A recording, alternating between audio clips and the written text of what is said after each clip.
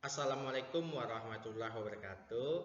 Baiklah Ananda semua, perkenalkan nama Bapak Andrian, bisa dipanggil Bapak Ian dengan NIM 19033005. Pada materi hari ini, Bapak akan menjelaskan tentang spektrum gelombang elektromagnetik. Mungkin sekian, terima kasih. Assalamualaikum warahmatullahi wabarakatuh Ananda. Perkenalkan, nama Ibu Dini Aulia Putri atau biasa dipanggil Dini, NIM 19033 Di sini Ibu akan membahas mengenai cepat rambat gelombang, panjang gelombang, dan frekuensi. Semoga Ananda dapat memahaminya dengan baik dan menyikapinya juga dengan baik. Assalamualaikum Ananda semua. Perkenalkan, nama Ibu Elsa Fitriani dengan NIM 19033021, boleh dipanggil dengan Ibu Elsa. Nah, di sini Ibu akan menjelaskan materi tentang sinar ultraviolet, kemudian ada sinar X dan sinar gamma. Sekian perkenalan dari Ibu, terima kasih.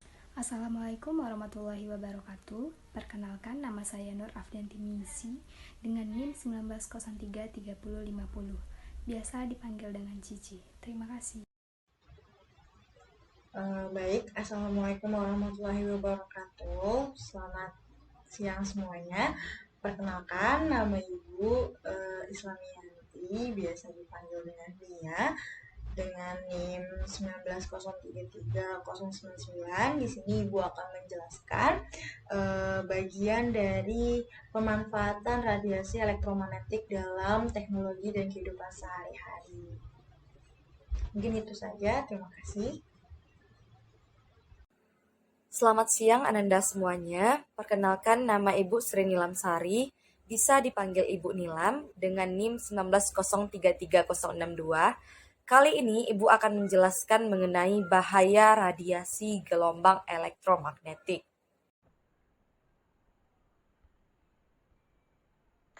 Assalamualaikum warahmatullahi wabarakatuh. Ananda semua, semoga dalam keadaan sehat walafiat. Nah, untuk memulai pembelajaran hari ini, Ananda harus menyiapkan diri terlebih dahulu. Di video kali ini, kita akan membahas mengenai radiasi gelombang elektromagnetik.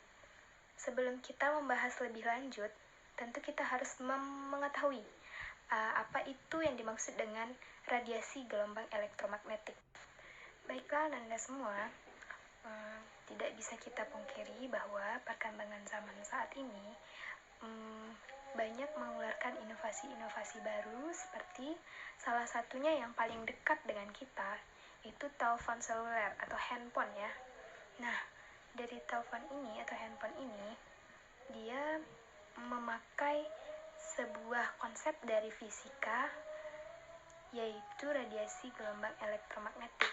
Nah, fisika ini sendiri tidak dapat kita pungkiri bahwa dia memiliki peranan yang penting dalam kemajuan teknologi.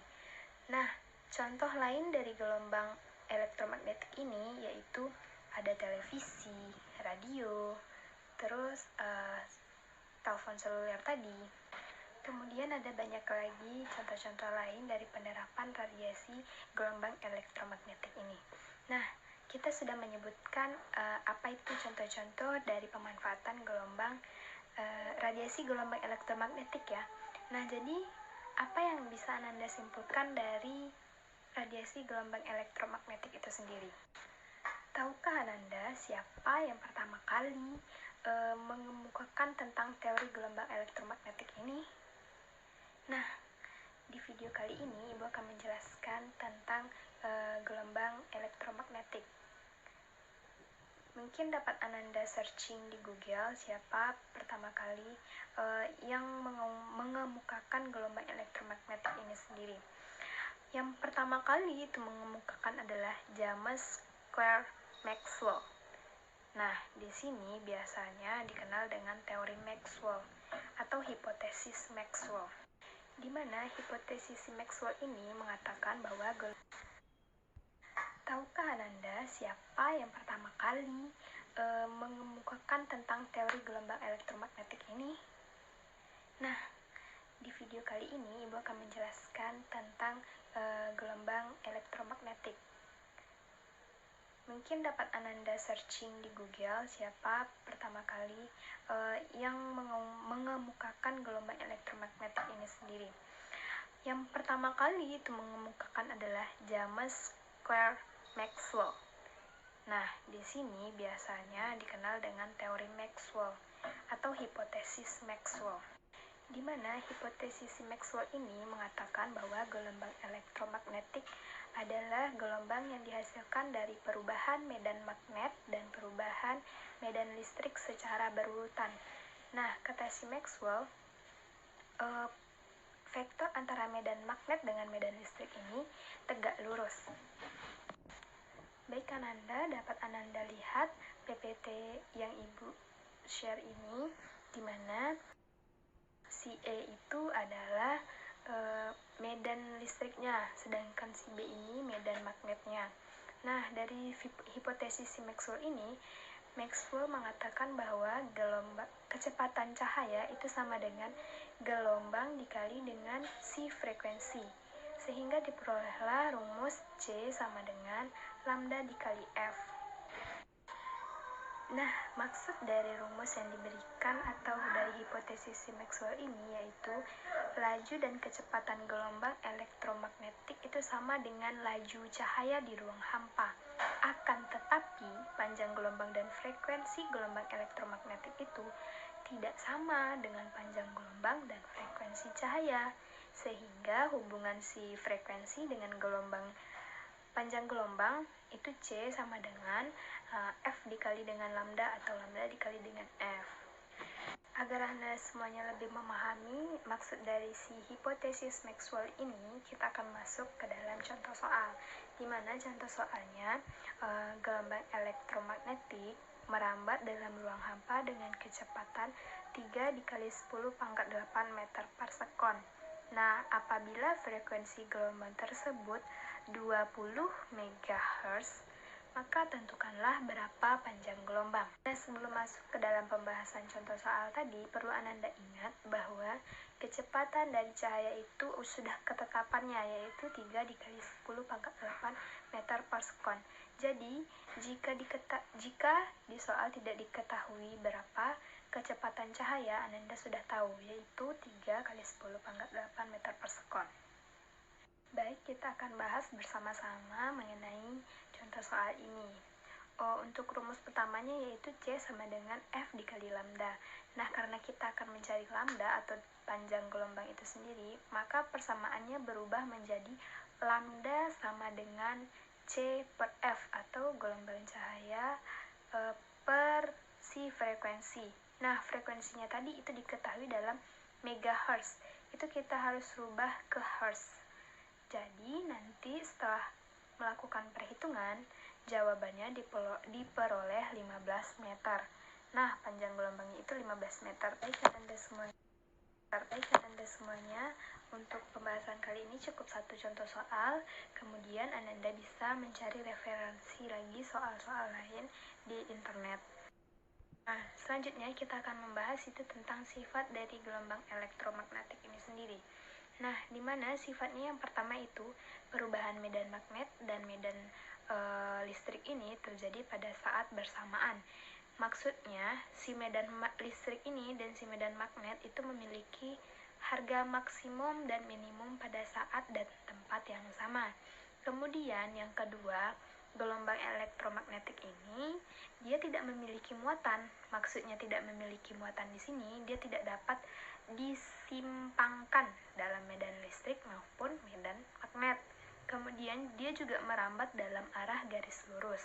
Kemudian sifat dari gelombang elektromagnetik yang ketiga yaitu arah dari si medan listrik dan medan magnet ini saling tegak lurus, dan keduanya tegak lurus terhadap arah rambatannya. Maksudnya yaitu gelombang elektromagnetik ini termasuk dalam gelombang transversal. Nah, ternyata gelombang elektromagnetik ini dia bisa mengalami refleksi atau yang dinamakan dengan pemantulan. Kedua, dia juga bisa mengalami refraksi namanya atau pembiasan. Yang ketiga, interferensi, yaitu perpaduan. Kemudian difraksi atau lenturan, hamburan.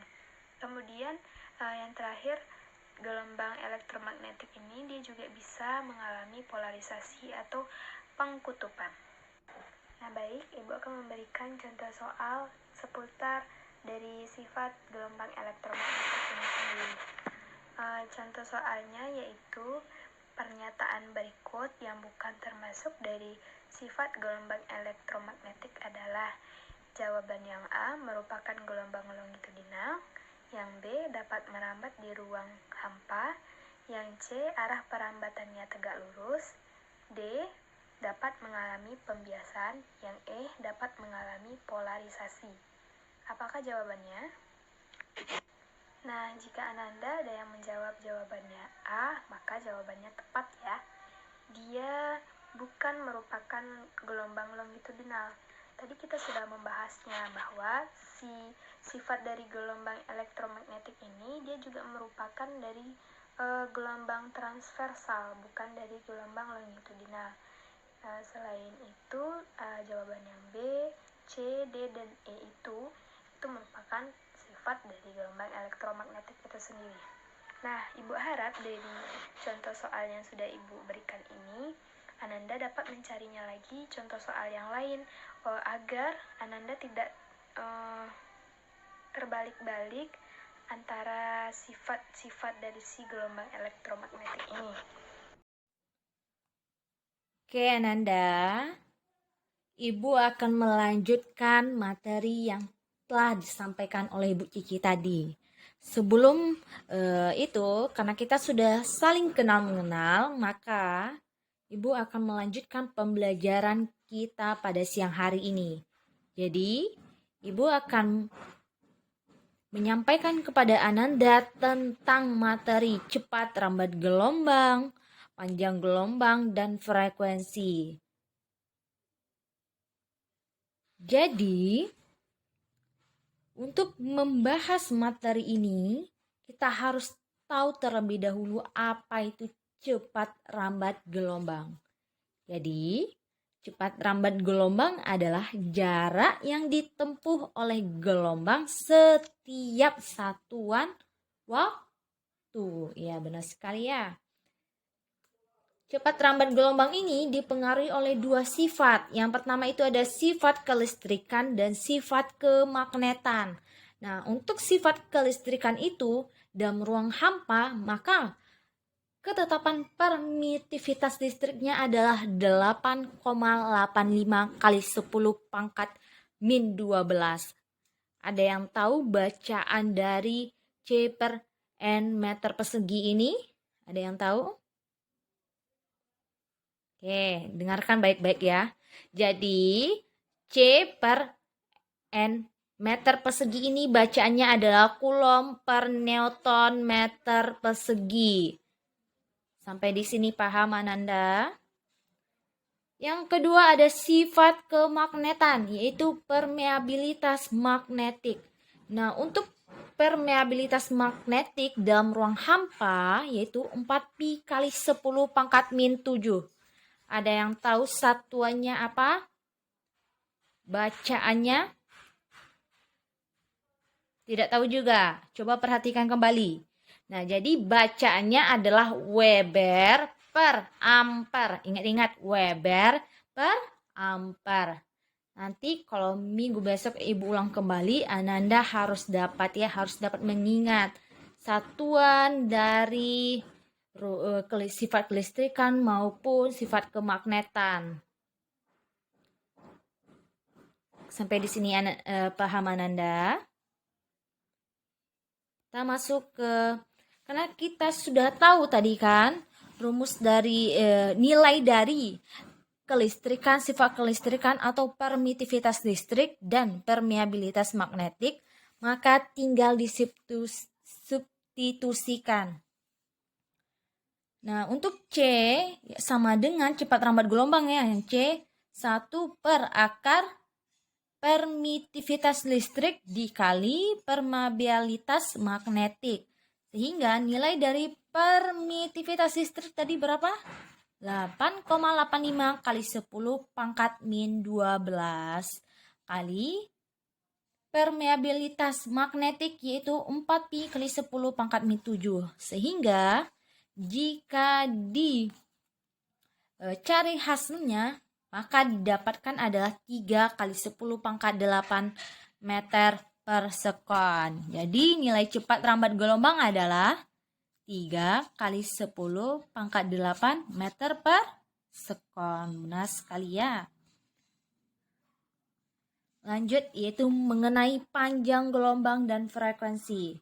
Jadi cepat rambat gelombang yang telah kita pelajari sebelumnya dinyatakan dengan panjang gelombang dan frekuensi, sehingga persamaannya yaitu C sama dengan lambda dikali F, di mana C merupakan cepat rambat gelombang elektromagnetik, di mana cepat rambat gelombang elektromagnetiknya yaitu 3 kali 10 pangkat 8 meter per sekon.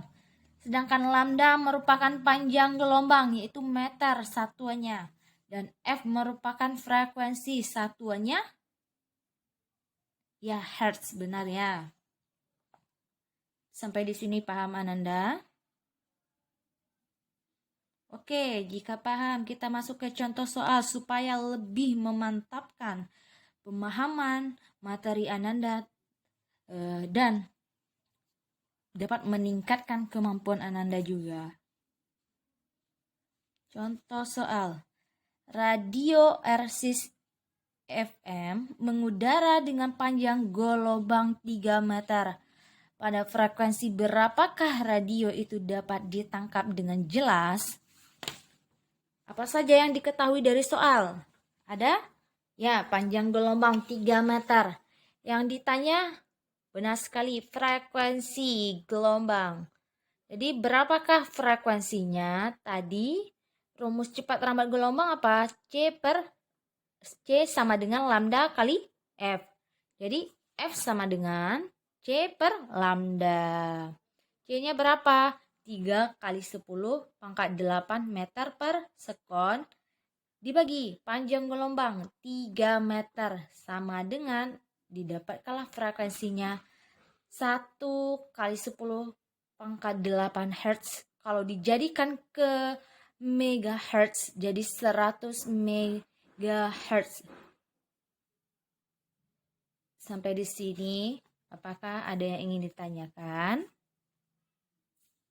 Oke, jika tidak ada yang ingin ditanyakan, Ibu berharap Ananda dapat mengulang pembelajaran yang telah Ibu sampaikan tadi di rumah sehingga dapat menambah pengetahuan Ananda dan dapat meningkatkan daya ingat Ananda. Untuk itu mungkin Ibu serahkan ke guru yang lain agar dapat menjelaskan kepada Ananda mengenai materi selanjutnya. Ibu cukupkan. Terima kasih.